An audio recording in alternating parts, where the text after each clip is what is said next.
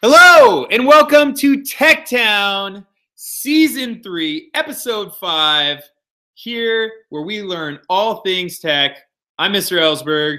This is our town wizard. Town! Get ready because we're going to blow your mind this time around. That's true. Like every other time, but this time as well. Yeah, that's right. We're going to get real deep and real personal. Yeah, that's true. Real personal. It's true. You're going to know the insides and outsides of an actual wizard. That is true. I'm going to show you what's in my jeans. Ooh, in the cloak. Yeah. Deep, deep. So today we're talking genetics. Okay. If you hadn't guessed that already. So genetics. So there's a lot of crazy things with genetics. There's some stuff that is exciting, some stuff that's scary, some stuff that's unknown, some stuff that's known. Right. So genetics. I mean, let's take it back here. Genetics are the building blocks of life, is what I've heard someone say. Something it's like something to do with DNA. Yeah. Something like that. Yeah, that's a good way to put it. Basically, like tells the cell what to do. Yeah, exactly. It's like the programming language of life. Oh, okay. So right click on that. Exactly. So yeah, it's basically, and the thing that's weird is that people for a while had no idea that DNA existed or how genetics worked, and then they sort of discovered it, and they thought it was the cause of everything, and right. Now they're starting to back off of it a little bit. And so you'll hear a lot about how genetics determine this or do that. These days, it's more of, well, it definitely has its purpose, and it definitely does cause a lot of things. Right. But it's not 100%. You know, you can't be 100% sure you have this disease because of this gene. Right. Not yet, at least. So right. That's actually one thing. It's lots of, well, maybe. Right. And you could right. Kinda. Right. Exactly. So it's good to take with a grain of salt, except that some of that may be changing. So first, what I want to show you is I want to talk about the DNA analysis services. So there are services out there that will scan your specific DNA, your personalized DNA. So I did this with a company called 23andMe. Okay. So you can go to 23andme.com and they'll send you in the mail a little thing where you just swab the inside of your mouth, or you actually spit in the tube. So you spit in a little tube. Tube spitter. Yep. And you send it into them. It's true. You send it into them, and then they analyze your DNA. They scan it with their crazy machines, and they're telling you your ancestry. They're telling you some about your health. But actually, they got in trouble for that. So we'll talk about that in a second. But let's just take the ancestry part for a second. They can scan your DNA and figure out your ancestry. So they've scanned other people's DNA and where they've come from and their ancestry too, so they can show you things like this. So I'm going to show you my actual 23andMe profile for my DNA scan. Boom. So that's another thing, right? So you're going to show this to us, which is pretty personal stuff. It's very personal stuff. So I would say be careful when you share things like this. I'm only going to show you some things that I think is okay to share. Okay. But privacy is an interesting concern with some of this stuff. Plus, some of the potential implications if it says you may get diseases. Right. You know, there are certain genes that are pretty likely to cause certain diseases. So when you get the results back, they even will lock certain results and make you read it and sort of agree to a thing that says you're okay with the consequences. Because theoretically, you might find out that you're prone to a disease that would either end your life or totally change your life. Right. So it's kind of intense. Mine actually turned out okay. So just so everybody knows, it didn't say I'm going to have anything bad. So that's great. I don't know if it's totally okay. It says you're 1% finished. Oh, finished. So yeah, so this is the ancestry part. So aside from the health part, this is telling you where my ancestors are from. Okay. So it says I'm 99.9% European. Okay. So yeah, you can read a little more about how they describe what 99.9% means. But basically, if you look in there, I am mostly, or at least almost half, Ashkenazi, which is a European part of this, my dad's side of the family. I know that from what he's told me too, so I can verify more or less. That's pretty cool. So yeah, it's pretty cool, and it has a nice little graphic. It can zoom in and do other things. So you can figure out your own personal.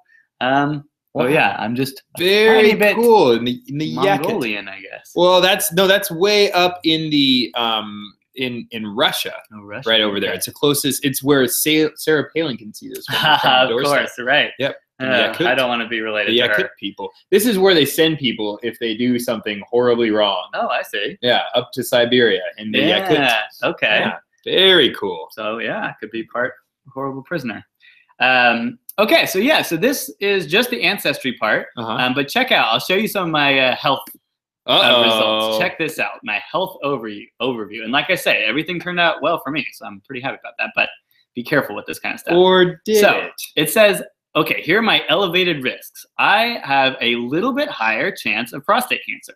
Okay. Mine says 22.9% versus the average is 17.8. A little bit higher chance of psoriasis, which is a skin disease, I guess, and I don't think I have it. A little bit higher disorder for type 1 diabetes, Crohn's disease. So you can see it tells you some things. I have a decreased risk by a little bit for gout. Oh, nice. So you can eat all the rich foods. Yes. Yeah, nice. You can have it. You can eat just shellfish and meats. Okay, deal. I can. All right. Yeah.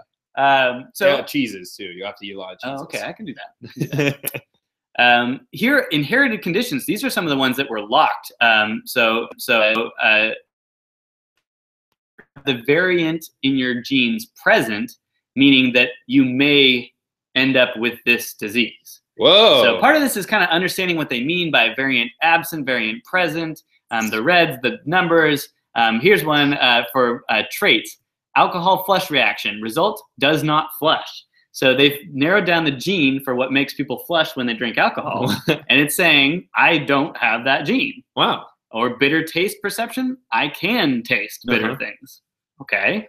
Blonde hair, 53% chance. I grew up with blonde hair. I guess I have blonde hair. I don't know. Brown. Likely blue. So it does a pretty good job of some of these things. And it's a little bit useful. You know, it's kind of interesting. Here's drug response. It says I have a little bit reduced response to this crazy drug, whatever that is, increased to this one, increased to this epilepsy drug. So, you know, theoretically someone might need to use some of these drugs and they would have a bad response from them. So they would want to know before they took the drug. Right.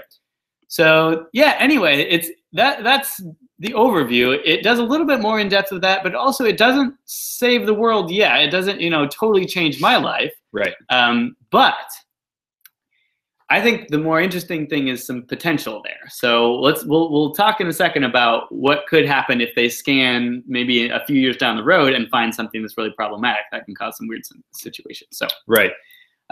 Okay, so the ancestry part, just as a couple, there are a couple out there. So 23andMe is one of them, but there's Ancestry.com offers one. So there's a comparison I have in the show notes of someone that went and did all the different genetics testings, and they have their preferences and what they like the best or what they didn't like. So right, and check it out if you're considering which one to do. Very cool. And that's in the show more section below the YouTube video. Exactly.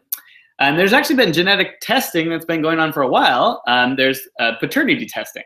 So they've been doing this for a while. If there's oh, I've seen it on Maury. Exactly. No, you are not the father.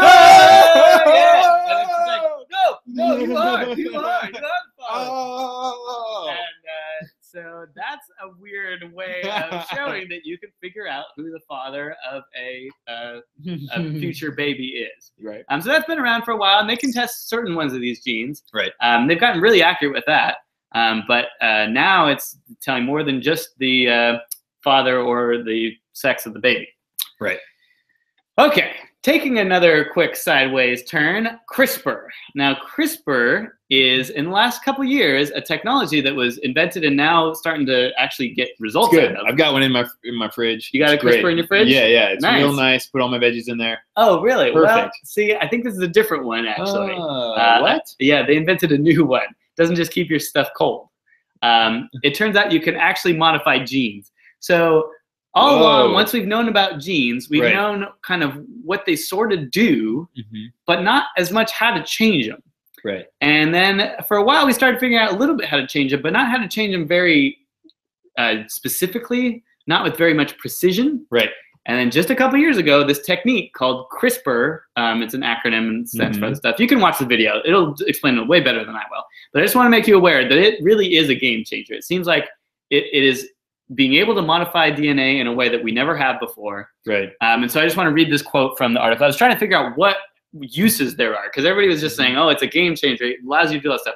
Well, what is it going to actually allow you to do? So this article that I linked to says, using the 3-year-old technique, researchers have already reversed mutations that cause blindness, stopped cancer cells from multiplying, and made cells impervious to the virus that causes AIDS.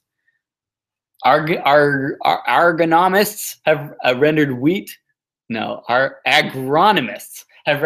invulnerable to killer fungi like powdery mildew, hinting at engineered staple crops that can feed a population of 9 billion on an ever warmer planet.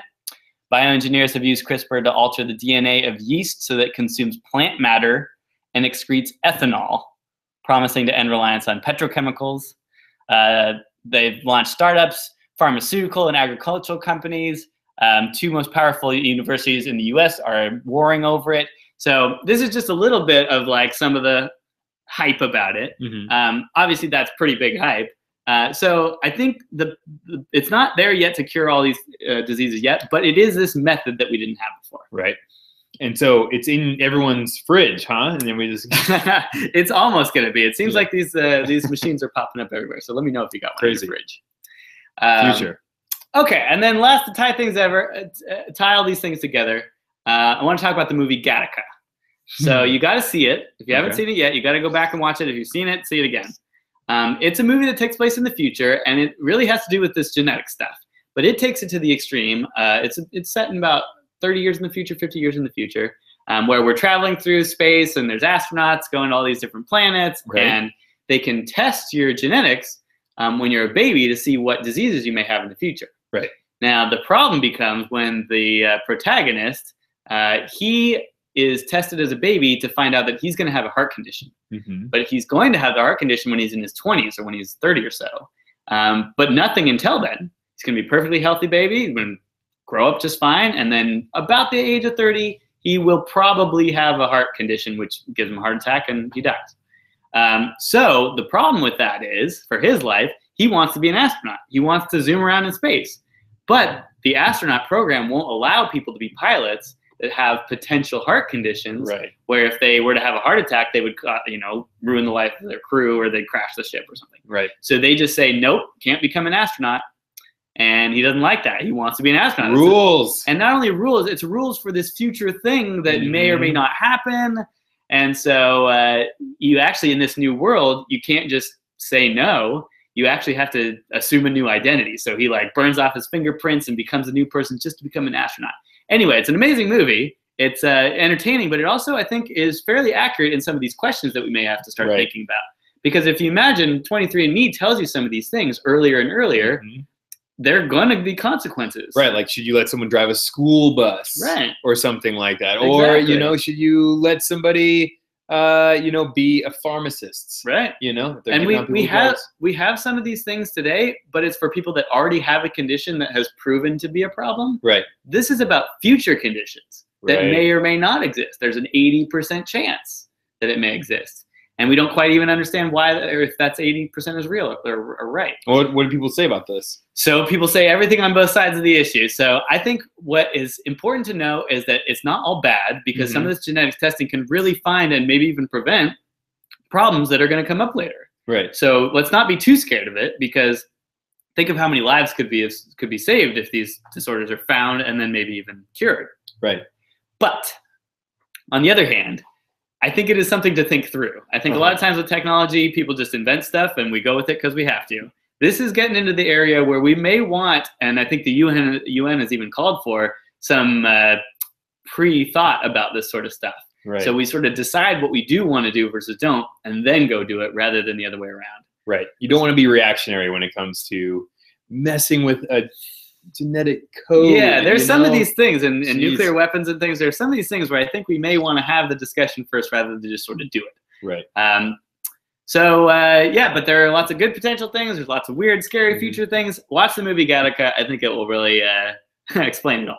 That's boom. So that's all of the things that are the genetics that are going on right now. That's right. Which brings us to the music website of the week. So this week's music website is a YouTube video. Okay. And this YouTube video is all about sample rate and bit depth of audio. Now, sample rate, I'm going to explain it real quick. Just watch the video to actually get an explanation. Sample rate is when you're recording audio. So let's say you're in a recording studio, or even you're just using your phone and you're just making a little note to yourself, or when it's recording, when you're talking to Siri, and Siri needs to understand you. All this stuff is audio that's being recorded. Right. Now, the audio can be different qualities. It can be high quality, low quality. A couple of important factors are sample rate and bit depth. And the general quick answer to what those things are, sample rate is, if you're a computer, you don't monitor every instant of every moment of every second of all time. You just can't. So you have to do it once every so often. Now, those every so often are real quick. It's not once every second. It's way faster. It's 1,000 times a second or more.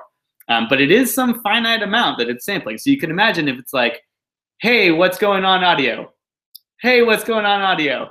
Hey, what's going on audio? And it just does it real fast. It'll grab enough of the actual audio that you're giving it, you're talking or whatever, to then get a little bit. So the higher the sample rate, the better the quality, because if you just do one every second, it'll just sound like, no,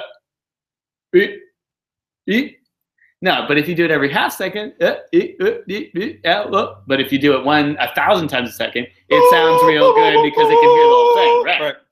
That's sample rate. Bit depth is every time one of those samples is taken, how much information are you going to gather from that audio? How deep is it going to get? How deep is it going to get, right? And you can imagine if it gets real deep, it's just going to sound like what it really does. It doesn't sound any better. It's just going to sound like it is. But it can get worse. Maybe then that's why you'll see some of the file sizes are bigger, or when things take longer to download, or buffering takes longer, and the quality is better. It's because that file is huger because they're trying to store as much information. Get everything in there. Exactly. That's why you got to render. Exactly. Afterwards. Yeah. Got to bring it down. So check out the video that explains it better. But yeah, sample rate and bit depth. Those are interesting ones for audio, which makes music. Right. Boom. That's how computers record it. Which brings us to security. Security.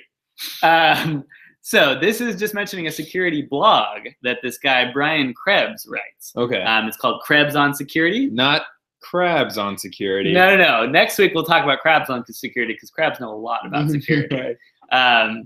So Krebs on Security, he's just a security researcher who writes interesting blog articles. They're readable by everyday humans. So check out some of the posts that he has. A recent one was about, I think Donald Trump had a bunch of credit card stuff hacked so that his casinos and things now lost all their information. All the people's information got hacked. Ooh. But Brian Krebs is writing all about it. And not only just the headline, but he's really good at explaining what really goes on with the security stuff. Very cool. So check that out, Krebs on Security. So today we talked about genetics. Woo, testing. Everything you can get happening on genetics right now, and get your genetic code checked if you like. If you want to have that. Yep. Check it out. And then check out the different sites and what they offer. And then also we talked about the music sample rate and bit depth. Bit depth, sample rate. Yeah. And then also Krebs on Security. That is it here from Tech Town. We're going to come at you with the new one next week. I'm Mr. Ellsberg. I'm the Town Wizard. And we'll see you again.